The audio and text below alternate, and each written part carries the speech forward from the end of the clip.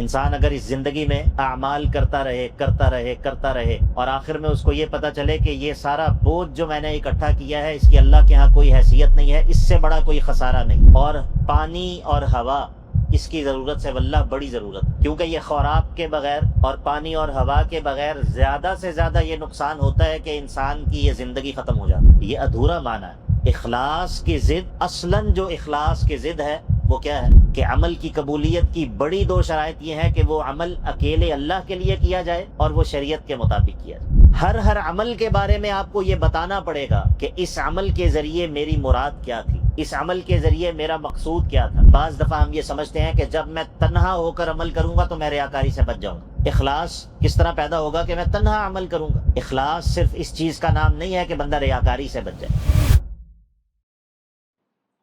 بسم اللہ، الحمد للہ، والصلاة والسلام علی رسول اللہ وعلی آلہ وصحبہ ومن والہ۔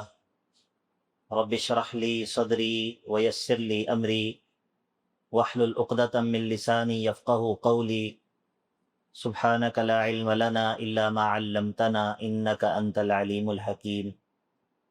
رب یسر ولا تعسر وتمم بالخیر وبک نستعین۔ اللہ رب العزت نے بندوں سے جن چیزوں کا مطالبہ کیا ہے ان میں سب سے پہلی اور سب سے بڑی چیز وہ یہ ہے کہ بندے اپنے دین کو، اپنی زندگی کو، اپنے عمل کو اکیلے اللہ کے لیے خالص کر لیں۔ یہ اخلاص، اس کو توحید بھی کہتے ہیں، اور اسی لیے آپ دیکھتے ہیں کہ سورۃ الاخلاص وہ کس مضمون پر مشتمل ہے؟ توحید کے مضمون پر مشتمل ہے۔ اور اللہ رب العزت نے قرآن مجید میں اس بات کا ذکر کیا ہے کہ ہم نے بندوں سے اس کے سوا کسی چیز کا مطالبہ نہیں کیا کہ وہ اپنے دین کو، اپنی عبادت کو اکیلے اللہ کے لیے خالص کریں۔ اللہ تعالیٰ فرماتا ہے الا للہ الدین الخالص فاعبد اللہ مخلصا لہ الدین الا للہ الدین الخالص۔ سورہ زمر میں اللہ رب العزت یہ کہتا ہے اکیلے اللہ کی عبادت کرو، اپنے دین کو، اپنے تمام تر اعمال کو اکیلے اللہ کے لیے خالص کرتے ہو۔ فاعبد اللہ مخلصا لہ الدین۔ اور سورہ بینہ میں اللہ رب العزت فرماتا ہے کہ وما امروا الا لیعبدوا اللہ مخلصین لہ الدین۔ اس کے علاوہ ان کو کسی بات کا حکم نہیں دیا گیا تھا کہ یہ اکیلے اللہ کی عبادت کریں، اپنے دین کو اس کے لیے خالص کریں۔ اعمال القلوب میں سے سب سے پہلا اور سب سے بڑا عمل کہ جس کو سیکھنے کی اور پھر جس پر عمل پیرا ہونے کی اور اپنے دل میں جس کو پیدا کرنے کی ہمیں ضرورت ہے وہ ہے اخلاص۔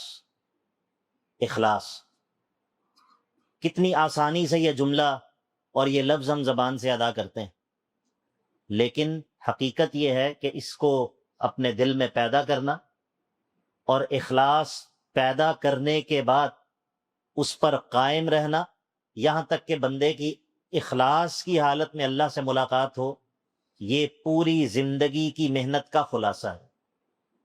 انسان کی زندگی کا پورا خلاصہ جو اس سے مطلوب ہے وہ یہ ہے کہ ایک تو وہ مخلص بن جائے اور پھر اسی حال میں اس کی اللہ تعالیٰ سے ملاقات ہو جائے کہ وہ مخلص ہو۔ یہی مطلب ہے اس بات کا کہ انسان کی زندگی کا اختتام توحید پر ہو، توحید، اخلاص، اکیلے اللہ کے لیے اپنی عبادات کو خالص کر دیں، کہ بندے کی عبادات میں اللہ کے ساتھ کوئی اور مقصود نہ ہو، بندے کی زندگی میں اللہ کے علاوہ کوئی اور اس کی مراد نہ ہو۔ یہی توحید ہے، یہی اخلاص۔ اسی لیے بعض دفعہ اخلاص کے مقابلے میں اس کی ضد وہ ذکر ہوتی ہے ریاکاری۔ عموماً ہم جب اخلاص کا لفظ سنتے ہیں تو ہمارے ذہن میں یہ بات آتی ہے عام طور پر کہ ریاکاری کا اپوزٹ وہ اخلاص ہے، لیکن یہ ادھورا معنی ہے، یہ ادھورا معنی ہے۔ اخلاص کی ضد، اصلاً جو اخلاص کی ضد ہے وہ کیا ہے؟ ہاں، شرک ہے۔ جب اخلاص جو ہے وہ توحید ہے، آپ نے اپنے عمل کو اکیلے اللہ کے لیے خالص کر دی، تو جب آپ نے اپنے عمل کو اللہ کے ساتھ کسی اور کو بھی اس میں شریک کر دیا، معاملہ صرف ریاکاری کا نہیں ہے۔ اصل بات یہ ہے کہ اخلاص کے مقابلے میں جو چیز ہے وہ شرک ہے۔ اخلاص کے مقابلے میں جو چیز ہے وہ شرک ہے۔ ہاں، اخلاص کی بعض صورتیں ایسی ہیں کہ جن کے مقابلے میں ریاکاری ہے، اور ریاکاری بھی اسی لیے ریاکاری بھی کیا ہے؟ وہ شرک اصغر ہے۔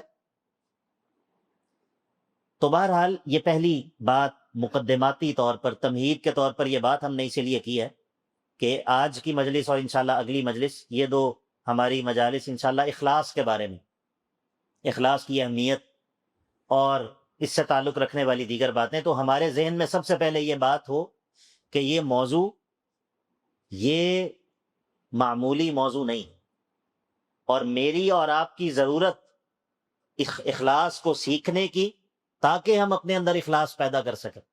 یہ ہماری خوراک اور پانی اور ہوا، اس کی ضرورت سے واللہ بڑی ضرورت، کیونکہ یہ خوراک کے بغیر اور پانی اور ہوا کے بغیر زیادہ سے زیادہ یہ نقصان ہوتا ہے کہ انسان کی یہ زندگی ختم ہو جاتا ہے۔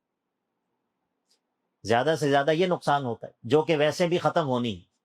لیکن میرے بھائیوں، بغیر اخلاص کے انسان کی اگر اللہ تعالیٰ سے ملاقات ہو، انسان کی یہ زندگی بھی وہ زندگی کہلانے کے قابل نہیں ہے، اور آخرت کا معاملہ تو پھر بہت خطرناک ہے۔ انسان اگر اس زندگی میں اعمال کرتا رہے اور آخر میں اس کو یہ پتا چلے کہ یہ سارا بوجھ جو میں نے اکٹھا کیا ہے، اس کی اللہ کے ہاں کوئی حیثیت نہیں ہے، اس سے بڑا کوئی خسارہ نہیں۔ اسی لیے ابن قیم رحمہ اللہ نے ایک عجیب مثال دی ہے۔ وہ کہتے ہیں کہ ایک مسافر جو کسی سفر پر جا رہا ہو، اور اس کا جو تھیلا ہے، جس تھیلے میں مسافر اپنے ساتھ اپنا زاد راہ لے کر جاتا ہے، وہ اس کو ریت سے بھر لے، تو اس کے نتیجے میں بوجھ تو وہ اٹھائے گا، لیکن جب اس کو خوراک کی ضرورت ہوگی تو وہ اس کو ریت خوراک کا فائدہ نہیں دے گی۔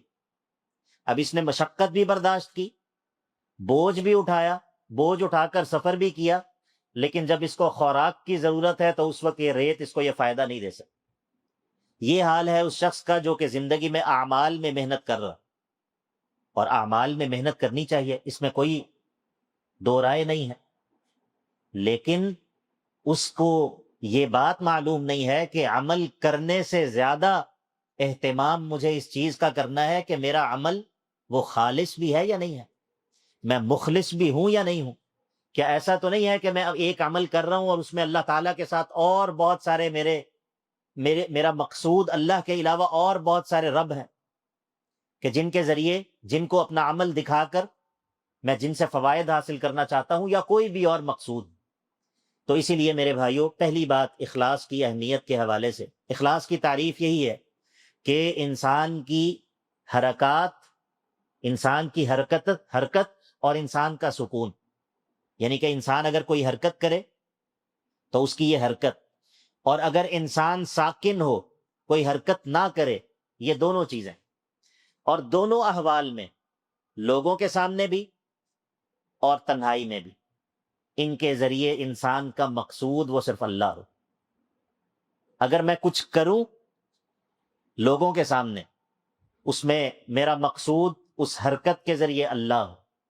اگر میں کچھ نہ کروں، مثلا ایک گناہ ہے مثال کے طور پر، میں اس سے رکا ہوں، اب یہ میں نے ایک کام نہیں کیا، یہ کام نہ کرنا بھی ایک کام ہے، ترک بھی ایک فعل ہے، تو انسان کا کسی کام کو کرنا اور کسی کام کو چھوڑنا، اس کے ذریعے اس کا مقصود اللہ ہو، لوگوں کے سامنے بھی اور تنہائی میں۔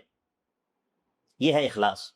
اور اخلاص کی اہمیت میں پہلی بات یہ ہے کہ اللہ تعالیٰ نے اپنے انبیاء کو جو دین دے کر بھیجا ہے، اللہ تعالیٰ کا بندوں سے جو اول اور آخر مطلوب ہے، وہ سب سے بڑی چیز وہ یہ ہے کہ بندے اللہ کے لیے مخلص ہو۔ قل ان صلاتی و نسکی و محیای و مماتی للہ رب العالمین، یہ سب کچھ اکیلے اللہ کے لیے ہو جائے، یہ اخلاص۔ اور انبیاء کو اللہ رب العزت نے اسی مقصد کے لیے دنیا میں بھیجے۔ دوسری بات اخلاص کی اہمیت کے حوالے سے وہ یہ ہے کہ اعمال میں اخلاص کی حیثیت، تمام اعمال میں اخلاص کی حیثیت میرے بھائیوں وہ ہے جو جسم میں روح کی حیثیت۔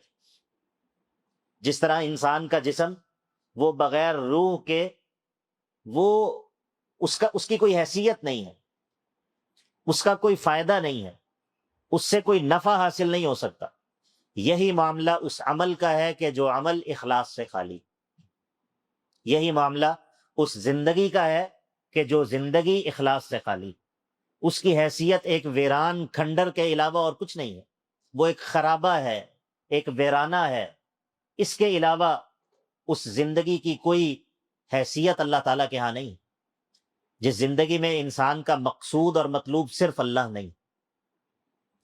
تو ابن جوزی رحمہ اللہ نے ایک بڑی عجیب تشبیہ بیان کی ہے اس چیز کی، کہتے ہیں کہ جس طرح حج ہے، حج کا رکن اعظم کیا ہے؟ وقوف عرفہ۔ اگر ایک بندہ حج کے تمام ارکان بجا لائے، یہاں سے سفر کر کے جائے اور وہاں پر جناب وہ تمام کام کرے سوائے وقوف عرفہ کے، تو کیا اس شخص کا حج ہو گیا؟ اس شخص کا حج نہیں ہوا، اس کا فریضہ ادا نہیں ہوا۔ جتنی مرضی یہ مشقت کر لے اور جتنا مرضی یہ خرچہ کر لے، یہی معاملہ ابن جوزی رحمہ اللہ کہتے ہیں کہ انسان کے اعمال میں نیت کا رکن، اخلاص کا رکن، اخلاص کی حیثیت انسان کے اعمال میں وہ ویسے ہی ہے جیسے حج میں وقوف عرفہ ہے، کہ انسان کے عمل کا ظاہر اس میں بڑی مشقت بھی ہو، اس میں خرچہ بھی ہو، اس میں سب کچھ ہو، لیکن وقوف عرفہ یعنی کہ اخلاص انسان کے عمل سے خالی ہو، تو وہ عمل جو ہے وہ بالکل اللہ کے ہاں کالعدم، اللہ تعالیٰ کے ہاں وہ عمل تولا بھی نہیں جائے گا۔ ایک یہ ہے کہ انسان کا عمل تولا جائے، ایک یہ ہے کہ وہ عمل وَقَدِمْنَا إِلَىٰ مَا عَمِلُوا مِنْ عَمَلٍ فَجَعَلْنَاهُ هَبَاءً مَنْثُورًا، اس کو اللہ تعالیٰ یوں اڑا دے گا، اس کی اللہ تعالیٰ کے ہاں کوئی وقت اور حیثیت نہیں۔ تو یہ دوسری بات۔ تیسری بات میرے بھائیوں وہ یہ ہے اخلاص کی اہمیت کے حوالے سے، وہ یہ ہے کہ قیامت کے دن ایک تو یہ ہے کہ انسان سے الگ الگ اعمال کا حساب ہو، الگ الگ اعمال کے متعلق انسان سے پوچھا جائے، اور دوسرا یہ ہے کہ انسان کا ہر عمل اس کے بارے میں دو سوال ہوں گے۔ وہ کیا دو سوال ہیں؟ ایک ہے کہ لما فعلت ھذا، اور دوسرا ہے کیف فعلت ھذا، یہ عمل تو نے کیوں کیا تھا، یعنی کہ اس عمل کے ذریعے تیرا مقصود کیا تھا، تیری مراد کیا تھی، اس عمل کے ذریعے تو کیا چاہتا تھا، یہ عمل تو نے کس کے لیے کیا تھا، اور دوسرا یہ کہ یہ عمل تو نے کس طریقے سے کیا تھا۔ یہ دو سوال انسان کے ہر عمل کے بارے میں ہونا، ہر عمل کے بارے، اور یہ وہی دو چیزیں ہیں کہ جو عموماً آپ یہ بات کرتے ہیں کہ اعمال کی قبولیت کی دو بڑی شرائط، الاخلاص والمتابعہ، کہ عمل کی قبولیت کی بڑی دو شرائط یہ ہے کہ وہ عمل اکیلے اللہ کے لیے کیا جائے اور وہ شریعت کے مطابق کیا جائے۔ تو اس کا مطلب یہ ہے کہ اللہ تعالیٰ کے ہاں ہر عمل کے بارے میں اخلاص کا سوال ہو، یعنی کہ اخلاص کا معاملہ ایسا نہیں ہے کہ پہلے اخلاص کا سوال ہو گیا، چلو اب باقی چیزوں کا سوال ہو اور اخلاص والا سوال ختم ہو، نہیں، ایسا نہیں۔ ہر عمل کے بارے میں آپ کو یہ بتانا پڑے گا کہ اس عمل کے ذریعے میری مراد کیا تھی، اس عمل کے ذریعے میرا مقصود کیا تھا، اس عمل کے ذریعے میں کیا حاصل کرنا چاہتا۔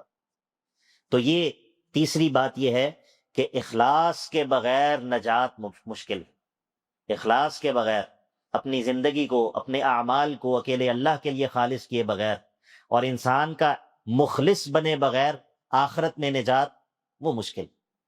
تو یہ تین باتیں ہم نے اخلاص کی اہمیت کے حوالے سے کی۔ نمبر ایک کہ ہمارے دین کا خلاصہ اور اللہ تعالیٰ نے انبیاء کو جو دعوت دے کر بھیجا ہے وہ سراسر اخلاص ہے، وما امروا الا لیعبدوا اللہ مخلصین لہ الدین۔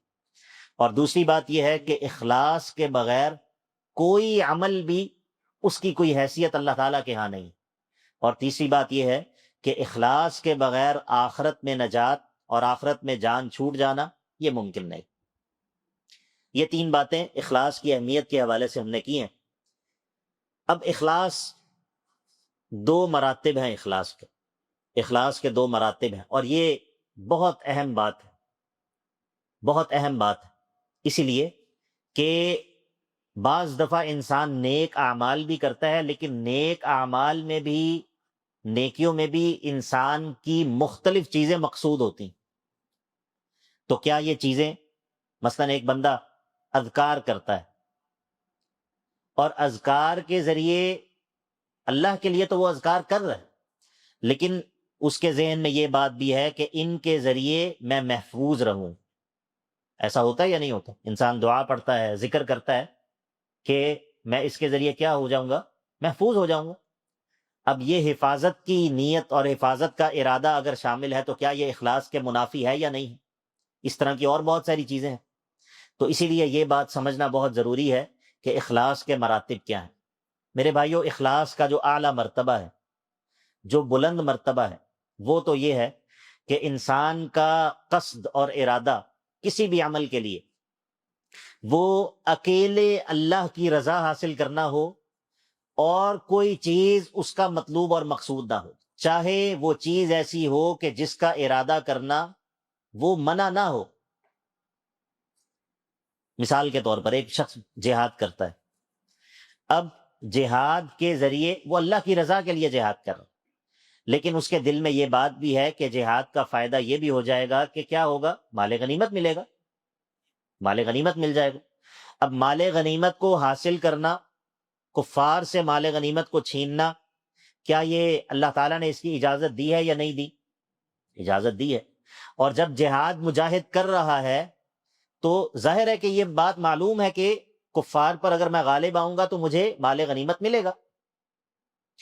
تو اگر ایک مجاہد وہ اللہ کے لیے جہاد کر رہا ہے، لیکن اس کے دل میں یہ بات موجود ہے کہ مال غنیمت بھی مل جائے، اور ایک مجاہد کہ جو اللہ کے لیے جہاد کر رہا ہے اور وہ اس بات سے بالکل اس نے اس کی طرف متوجہ نہیں ہے، اور اس طرف اس کا ارادہ بالکل متوجہ نہیں ہے کہ میں مال غنیمت بھی حاصل کروں، یہ دونوں لوگ برابر نہیں، یہ دونوں لوگ برابر نہیں۔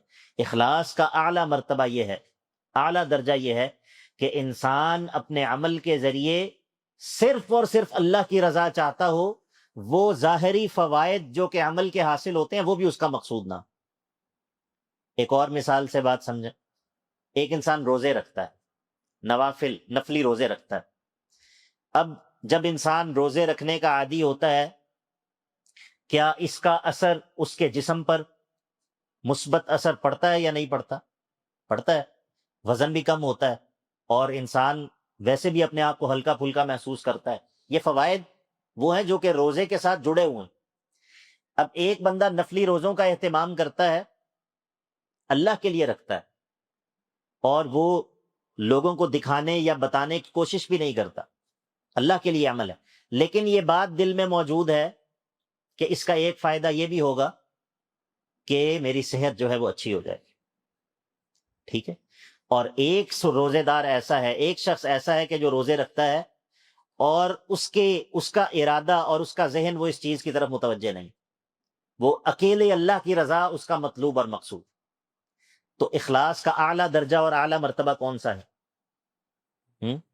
اس شخص کا عمل کہ جو اکیلے اللہ کی رضا جس کا مقصود ہے اور مطلوب ہے، یہ باقی دیگر فوائد عمل کرتے ہوئے، عمل کو شروع کرتے ہوئے، عمل کے درمیان میں ان کی طرف اس کی توجہ نہیں، کیونکہ یہ فوائد تو حاصل ہو ہی جانے۔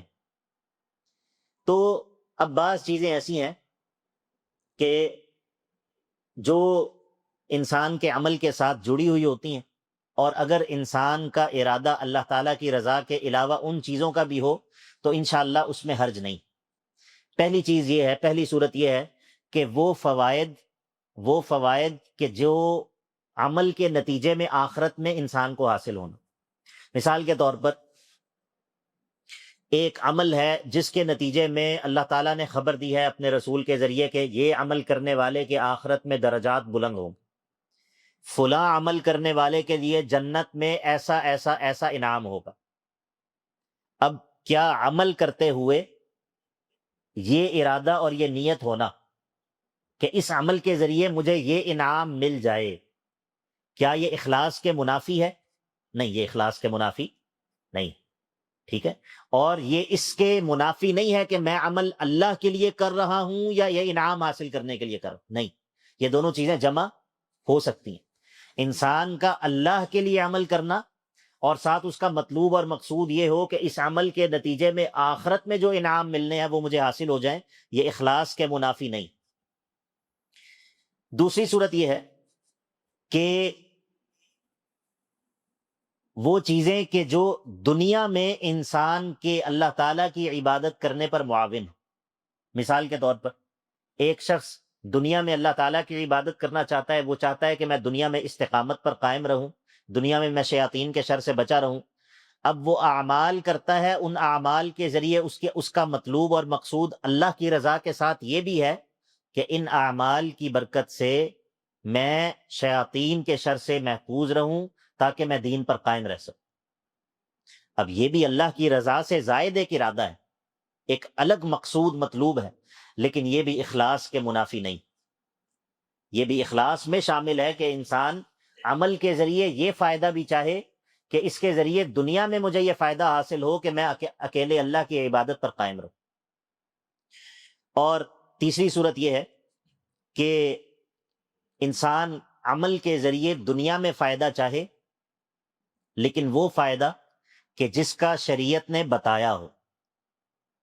مثال کے طور پر وہ بندہ جو صبح اور شام آیت الکرسی پڑھتا ہے، یا بسم اللہ الذی لا یضر پڑھتا ہے، یا جو بندہ جو ہے وہ معوذتین پڑھ کر اپنے اوپر دم کرتا ہے، اب یہ نیک عمل ہے یا نہیں ہے؟ نیک عمل ہے، عبادت ہے، اور انسان یہ اللہ سے دعا کرتا ہے، اللہ ہی سے پناہ طلب کرتا ہے، لیکن مقصود کیا ہے؟ مقصود کیا ہے؟ حفاظت مقصود ہے، میں دنیا کے اندر جو ہے وہ نقصان دہ چیزوں سے بچ جاؤں۔ تو یہ اس طرح کی چیز انسان کی اگر اپنے عمل کے ذریعے مطلوب اور مقصود ہو تو یہ بھی اس اخلاص کے اعلیٰ درجے کے منافی نہیں ہے، ٹھیک ہے؟ تو ہم نے تین طرح کی چیزیں ذکر کی۔ ایک تو یہ ہے کہ انسان کی اپنے عمل کے ذریعے آخرت کے جو انعامات ہیں عمل کے ذریعے وہ بھی مطلوب ہوں، تو یہ اخلاص سے ٹکرانے والی چیز نہیں ہے۔ اسی طرح دنیا میں وہ چیزیں کہ جو عمل پر قائم رہنے کے اندر معاون ہے، شیاطین سے بچ جائے انسان دین پر استقامت اس کو نصیب ہو جائے، عمل کے ذریعے اس کا مطلوب یہ بھی ہو، تو یہ بھی اخلاص کے منافی نہیں ہے۔ اور اسی طرح اگر وہ فوائد جو عمل کے فوائد شریعت نے بتائے ہیں، دنیاوی فوائد، وہ اگر انسان کا مطلوب اور مقصود ہو تو یہ چیز بھی اخلاص کے منافی نہیں ہے۔ لیکن یہ سب باتیں تب ہیں جب ساتھ ساتھ اللہ تعالیٰ کی رضا بھی مطلوب اور مقصود۔ ایسا نہیں ہے کہ انسان جو ہے وہ اللہ تعالیٰ کی رضا کا جو بنیادی مقصد ہے اس کو ذہن سے نکال دے اور یہ چیزیں صرف اس کا مطلوب ہوں، نہیں، ایسا نہیں ہے۔ اصل چیز جو مطلوب اور مقصود انسان کے سامنے رہنا چاہیے وہ یہ ہے کہ میں اس عمل کے ذریعے اللہ کا قرب حاصل کرنا چاہتا ہوں، میں اس عمل کے ذریعے اللہ کے قریب ہونا چاہتا ہوں۔ یہ بڑی اہم بات، کیونکہ عبادت کا جو لفظ ہے اس کی معاشرے میں بہت ساری ڈیفینیشنز مشہور ہیں۔ تو بعض لوگ عبادت صرف اس چیز کو سمجھتے ہیں کہ جس میں کوئی مادی فائدہ نظر آئے تو کہتے ہیں کہ اس عمل کا کوئی فائدہ ہے۔ مطلب مثال کے طور پر اگر آپ نے بعض بھوکوں کو کھانا کھلا دیا تو وہ کہیں گے ہاں یہ تو بڑا نیک عمل ہے، عبادت ہے۔ لیکن اگر آپ نے کچھ نوافل ادا کر لیے تو وہ کہیں گے یہ کوئی خاص عبادت نہیں، اس کی ان کی نگاہ میں حیثیت نہیں ہوگی۔ کیوں؟ کیونکہ یہ عبادت کے مفہوم کے اندر خلل ہے۔ اگر وہ کوئی بندہ نوافل پڑھتا ہے یا کوئی بندہ ذکر اذکار کرتا ہے، اس کو وہ عبادت اسی لیے نہیں سمجھ رہے کہ اس میں بظاہر مخلوق کا کوئی فائدہ جو ہے وہ نظر نہیں آیا۔ حالانکہ مومن وہ نوافل بھی اللہ کی رضا کے لیے پڑھتا ہے، اور جب وہ مخلوق کے ساتھ احسان کرتا ہے، جب وہ مخلوق کو کھانا کھلاتا ہے، اس کے ذریعے بھی اس کا مطلوب اور مقصود مخلوق کی خدمت اصلاً نہیں ہوتا، بلکہ اصل مطلوب اور مقصود اس کا اللہ کی رضا ہوتی۔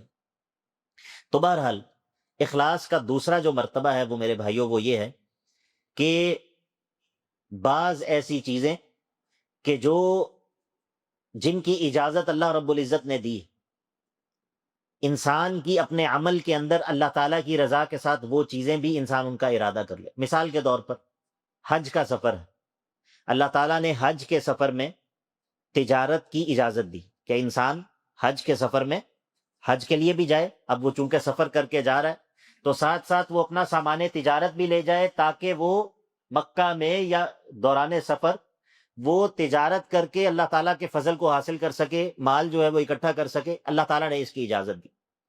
اب اس کا مطلب یہ ہے کہ حج کے سفر میں انسان کا اللہ تعالیٰ کی رضا کے ساتھ یہ ارادہ بھی جمع ہو جانا کہ میں تجارت بھی کر لوں گا، یہ اخلاص کے منافی نہیں ہے، یہ جائز ہے، لیکن یہ پہلے مرتبے کی طرح نہیں ہے، یہ بہرحال اس سے کم ہے. یہی معاملہ روزے دار کا ہے. اب وہ روزہ رکھ رہا ہے اور اس کے ساتھ اس کا یہ بھی ذہن ہے کہ چلو اس سے یہ فائدہ بھی ہوگا کہ میرا وزن بھی کم ہو جائے گا، میری صحت جو ہے وہ کچھ بہتر ہو جائے گی. ایک بندہ ہے وہ گھر سے نکل کر مسجد آتا ہے پیدل، اور اس کے ذہن میں صرف یہ ہے کہ میں ایک ایک قدم اٹھاتا ہوں، اس کے ذریعے میں اللہ کے قریب ہوتا ہوں، اس کے ذریعے میرے گناہ معاف ہوتے ہیں، اس کے ذریعے میرے درجات بلند ہوتے ہیں. اور ایک بندہ وہ ہے کہ جو کہتا ہے کہ بھائی بات یہ ہے کہ مسجد تو جانا ہوتا ہے، تو ویسے سارا دن چلنے پھرنے کا موقع نہیں ملتا، تو چلو مسجد بھی چلے جائیں گے، نماز بھی پڑھائیں گے اور کچھ واک بھی ہو جائے گی. اب یہ ایک الگ مقصود ہے، الگ مطلوب ہے. تو اس طرح کا ارادہ جائز تو ہے، لیکن یہ اخلاص میں اور عمل کے اجر و ثواب میں کمی کا باعث ضرور ہے. اسی لیے اللہ کے نبی علیہ الصلوۃ والسلام نے اس مجاہد کے بارے میں کہا کہ جو جہاد کرے اور مال غنیمت بھی اس کو حاصل ہو جائے، اور وہ مجاہد کہ جو جہاد کرے اور مال غنیمت اس کو حاصل نہ ہو. تو جس کو مال غنیمت دنیا میں حاصل ہو گیا اس کو اپنے اجر کا ایک حصہ دنیا میں مل گیا. عمل اس کا اللہ کے ہاں مقبول ہے، یہ نہیں کہ عمل جو ہے وہ اس کا برباد ہو گیا، نہیں، لیکن چونکہ اس کو اس عمل کے ساتھ ایک دنیاوی فائدہ بھی مل گیا جو اس کی مراد تھی، جو اس کا مقصود تھا. تو عمل تو اللہ کے ہاں مقبول ہے، لیکن اس کا اجر و ثواب وہ نہیں ہے کہ جو اس شخص کا تھا کہ جس کو اس کے عمل کا کوئی بدلہ بھی دنیا میں نہیں ملا. ٹھیک ہے. تو اسی طرح جو ہے وہ با جماعت نماز میں حاضر ہونا. اب ایک بندہ با جماعت نماز میں حاضر ہوتا ہے، اس کا اہتمام کرتا ہے، اور اس کا مقصود صرف یہ ہے کہ میں اللہ کی عبادت کرنا چاہتا ہوں. اور ایک بندہ وہ اسی لیے با جماعت نماز میں حاضر ہوتا ہے کہ جو بندہ نماز میں حاضر نہیں ہوتا، بے نمازی شخص ہے، تو اس کی تو عدالت ساقط ہو جاتی ہے، مسلمانوں کے معاشرے میں اس کی کوئی حیثیت نہیں ہوتی، اس کو فاسق سمجھا جاتا ہے، اس کی گواہی قبول نہیں کی جاتی. تو ایک بندہ اس نیت سے مسجد میں حاضر ہوتا ہے، مسلمانوں کی جماعت میں شریک ہوتا ہے کہ چلو نماز بھی ادا ہو جائے اور کہیں لوگ مجھے فاسق بھی نہ سمجھیں. تو یہ مقصود جائز ہے. یہ مقصود کوئی ایسا نہیں ہے کہ جو عمل کو غیر مقبول بنا دے یا جو اس چیز کے خلاف ہو کہ انسان کا عمل جو ہے وہ اللہ کے لیے نہیں ہے، لیکن انسان کے عمل میں کمی کا باعث ضرور. ان دو صورتوں کے علاوہ انسان کے اپنے عمل کے ذریعے بعض دفعہ مقصود اور مطلوب مخلوق ہوتی ہے، اور میرے بھائیوں بعض دفعہ انسان کا اپنے عمل کے ذریعے مطلوب اپنا نفس ہوتا ہے، اپنا نفس ہوتا ہے. یہ بات انتہائی اہم ہے. وہ یہ ہے کہ بعض دفعہ ہم یہ سمجھتے ہیں کہ جب میں تنہا ہو کر عمل کروں گا تو میں ریاکاری سے بچ جاؤں گا. اخلاص کس طرح پیدا ہوگا کہ میں تنہا عمل کروں گا؟ اخلاص صرف اس چیز کا نام نہیں ہے کہ بندہ ریاکاری سے بچ جائے. بعض دفعہ انسان دوسروں کی نگاہوں کے فتنے سے تو بچ جاتا ہے، لیکن اپنے نفس کے فتنے سے نہیں بچ پاتا. وہ عمل کرتا ہے، اس عمل کے ذریعے مقصود وہ اپنے نفس کی لذت ہوتی، اس عمل کے ذریعے وہ اپنے عمل کو اچھا سمجھتا ہے، عجب کا شکار ہو جاتا ہے، خود پسندی کا شکار ہو جاتا ہے. تو اخلاص اتنا آسان نہیں ہے کہ میں بند کمرے میں اگر عمل کر لوں تو میں مخلص بن جاؤں. نہیں میرے بھائیوں، انسان کو مجاہدے کی ضرورت ہے، انسان کو کوشش کرنے کی ضرورت ہے، انسان کو اس کے لیے محنت کرنی پڑتی ہے، انسان کو اپنے ارادوں کو اور اپنی نیتوں کو اور اپنے مقاصد کی بار بار اصلاح کرنی پڑتی ہے. اور جب بندہ میرے بھائیوں اس بات کو سمجھ جاتا ہے نا، تو پھر اسے عمل کرنا مشکل نہیں لگتا. وہ جو عمل کی مشکل ہے نا، جو ہمیں لگتا ہے کہ عمل کیسے بندہ کرے، عمل بہت مشکل ہے، جب بندہ اس مشکل گھاٹی کو دیکھتا ہے تو وہ کہتا ہے کہ عمل کرنا تو آسان ہے، عمل کرنا تو مسئلہ ہی کوئی نہیں، مسئلہ یہ ہے کہ میں اخلاص کے ساتھ عمل کیسے کروں. پھر انسان کو پتہ چلتا ہے کہ اصل مشکل تو یہ ہے، عمل کرنا تو آسان ہے، عمل تو انسان کر ہی لیتا ہے، لیکن اخلاص پیدا کرنا اس کے لیے مشقت اور محنت اور مجاہدے کی ضرورت ہوتی ہے.